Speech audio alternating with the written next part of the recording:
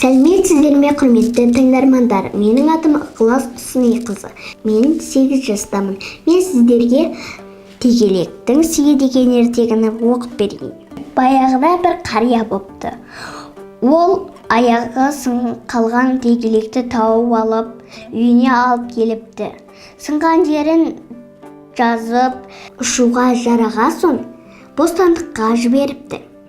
Арада бірнеше күн өткеннен кейін тегелек қарияның шаңырағына қонады.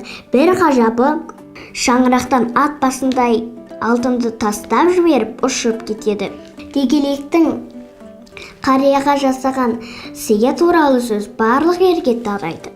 Оған көршілерінің бәрі таңғалып, ауыздарының суы құриды. Bir қомағай қарт, біз де бір тегелектің аяғын сындырып, бағып алайық деген арам ойға батады.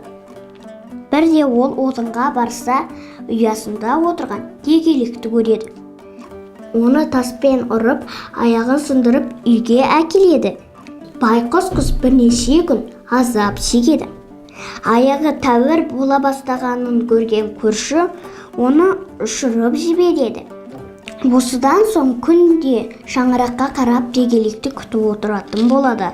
Арада бірнеше күн өткеннен соң тегелек олардың шаңырағына қонып, шаңырақтан 2-3 сарбас жылан тастайды.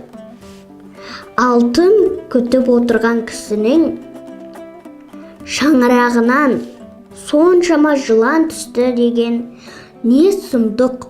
Көрші қарт алтын тұрмақ өз басын қалай аман сақтарын білмей, өз үйінен өзі қашып шығыпты. Көрсе қызарлығы мен арамзалығының кесірінен өз жазасын осылай тартқан екен. Сау болыңыздар, ертегі аяқталды.